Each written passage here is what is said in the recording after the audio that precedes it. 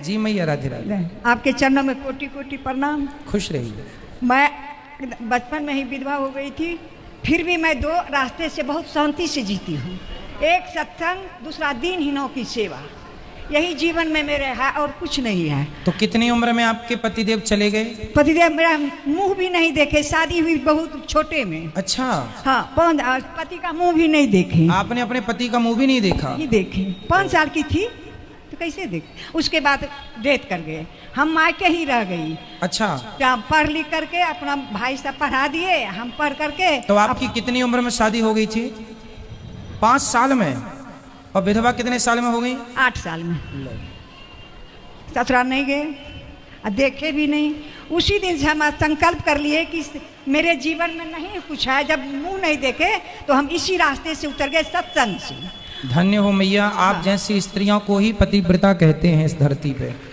और आप जैसी माताओं के दर्शन करने से ही पापियों के पाप नष्ट हो जाते हैं। इतनी बड़ी ताकत है, ये सती स्त्रियां हैं। देखो, सारी जिंदगी अपने पति की विधवा रह के गुजार दिया, लेकिन जीवन में किसी प्रकार का कोई दोष नहीं है। यही ये नारियां पूरी दुनिया घूम के देख लेना, केवल भारत में मिलेंगी, दुनिया में कहीं नहीं मिलेंगी। यही है भारत का गौरव, यही है भारत, जहाँ संयम है, जहाँ धैर्य है, जहाँ कोई विषय वासना नहीं है। ये किसी साधु, किसी संत, किसी सन्यासी सिक्कम नहीं है, ये तपस्या है। हम सत्संग से जो जुड़ गई ना, इसीलिए कहीं किस पर ध्यान नहीं गया गुरुजी। जी मैया। और जो भी आए मेरे जीवन में दुखी, दीन दुखी। अब टीचर थी, रिटायर हो गई हूँ। अच्छा। 11 ईस्वी में। तो पैसा था, हमको पैसा जो भाई जी को दे देते, जो मैं अपने खर्च के लिए रखती, उसी से मैं दान और दीनहीनों की सेवा की हूँ जीवन में। और बहुत बड़ी शांति मुझे मिलती है। भागवत कथा से मेरे जीवन में बहुत कुछ मिला था। और इतना मिला था हमको सुख भागवत कथा से, जिसके चलते अथी में अथी लॉकडाउन जो लगा, आपका अचानक खोले, आपका दर्शन हो गया। मैं उसी दिन से इतना लग्न में हूँ कि आपसे के द्वारा मुझे बहुत बड़ी जो अधूरी थी मेरी शिक्षा सत्संग से, वो पूरी हो गई। और पूजा पाठ में इतना मुझे लगन है कि उसका हम वर्णन तो भक्त बिहारी भी करेंगे, हम क्या करेंगे। अब जहाँ सत्संग होता था वहाँ चली जाती थी, बहुत दूर दूर रात में होती थी, सुन करके चली आती थी, सुबह स्कूल जाती थी। अब तो मैं घर में रहती हूँ, तो हुआ की उम्र तो गिर गया, 75 साल की हूँ।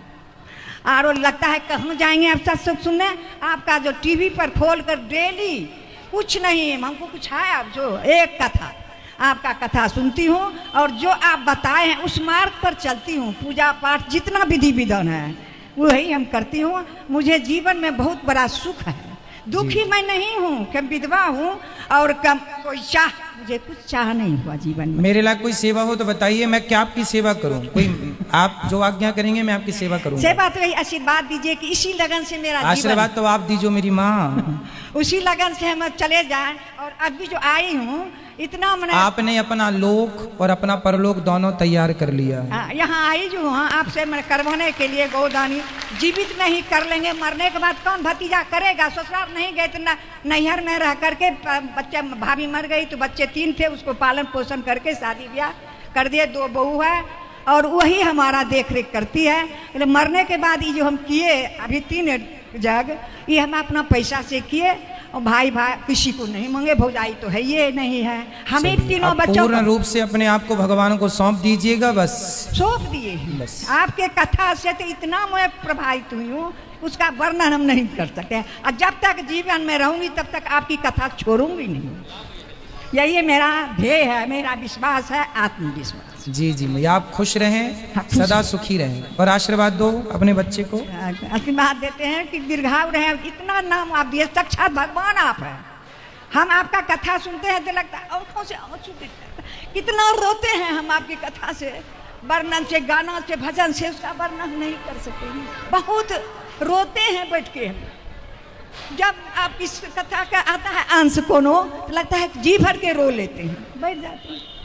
धन्यवाद खुश रहिए, खुश रहिए। बेटा धन्यवाद है कि आप मुझे आशीर्वाद दे के परलोक को चला।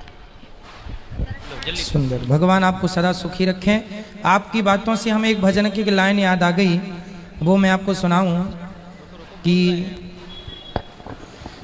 पैदल चलकर द्वारिका जाना सबके बस की बात नहीं है। ये मैया के जैसे जीवन बिताना सबके बस की बात नहीं है। कोई करोड़ों में एक महिला होती है ऐसी, जैसी ये माँ है। गौरी गोपाल आश्रम में भी एक माँ ऐसी हैं जो 8 साल में विधवा हो गई थी और वो यहाँ रहती हैं, और मैं बड़ा भागी हूँ कि मैं उनके चरण दबाता हूँ।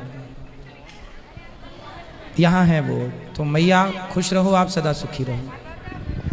बिल्कुल, आप जब चाहें ये बेटा आपका आपकी सेवा करने को तैयार है, ठीक है। इसलिए हमने आपसे पूछा था मेरे लिए कोई आज्ञा। यदि आप यहाँ रहना चाहें तो ये दास आपकी सेवा करेगा।